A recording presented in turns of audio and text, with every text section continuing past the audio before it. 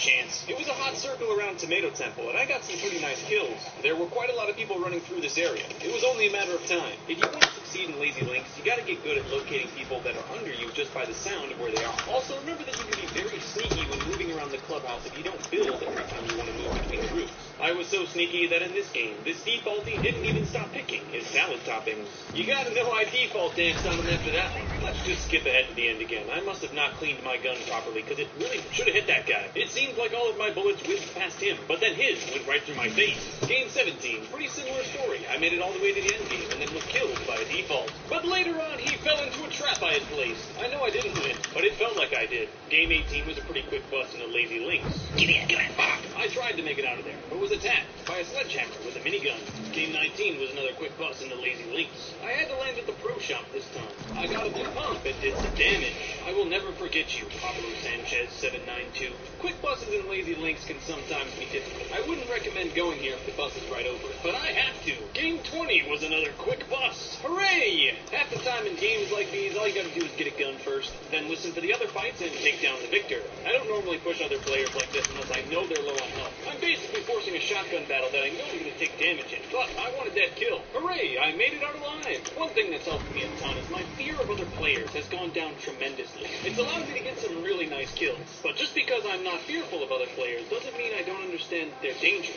Having no fear and rushing in blindly is only gonna get you killed. Like this guy, really easy kill. I build up and take his shots with my building, which also drops his accuracy. That then allows me to push in with my sawed-off and ruin his fun. I got so many kills in this game, it seems like everyone wanted a piece of me. My 10th kill was a pretty standard build battle with a drift, and lost. I had killed 10 people at this point, and this one made it 11. I had quite a lot of kills, but it seems like I could never get my hands on good healing items. I was in a perfect position to win. I was right near where the new circle was going to be. I had a stone fortress, tons of materials for building. I was ready to win this game, but the other guy saw me first. Wouldn't you know it? Game 21, I came in second place as well. Game 22, second place again. This time to a guy named Ultimate Trash. Game 23. Fine gentlemen, funny that I catch you at this hour. Welcome to Lazy Links. Lazy Links was newly constructed at the start of Season 5 in Fortnite Battle Royale. And for your viewing pleasure, I have dropped here 100 times. I assure you, this is not clickbait. I did drop there 100 times, and I'll be showing you all of those games. However, there are a substantial amount of these games, so I think we should just get started. I dropped Lazy Links 100 times, and this is what happened.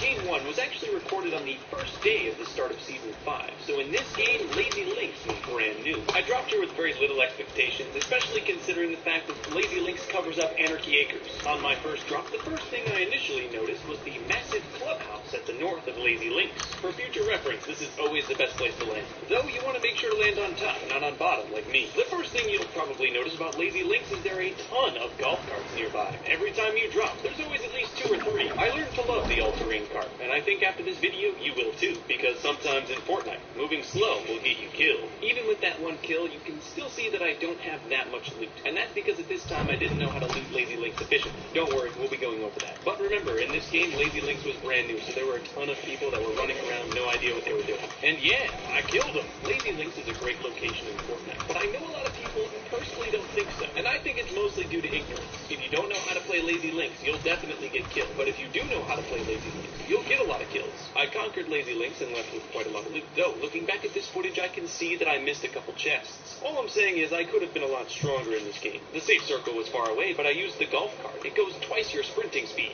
It's loud and you're easy to shoot, but if you know safe routes, you can use the golf carts pretty effectively. I met little resistance. The only person I had to fight was this guy in Wailing Woods. But with the minigun and 400 bullets, you can pretty much kill anything. Don't even try to build up against the minigun. It's just not going to work. It's going to get you killed. What's interesting about editing this series for me is I get to look and sort of critique my gameplay from hundreds of games ago. And I know today that I would have kept building and I wouldn't have lost this fight. But because I didn't keep building, I did lose this fight. Alright, game 2. Now originally I dropped into Lazy Links on the first day of Season 5, so it was brand new 5 times, but I lost games 2, 3, 4, and 5. So these games are now from later in the season. Again, the one thing I did know at this time is it's always best to land on top of the clubhouse, but it was busy this time, so I landed at the nearby pro shop. The pro shop is great. It can spawn up to 3 chests, 2 in the roof and 1 on the floor. Also, the way the roof works, it's a little bit hard to build on sometimes. I kill a lot of guys around the pro shop that fumble with building, though Lazy Links is very open, and that clubhouse is the highest point. It is a massive control point for Lazy Links.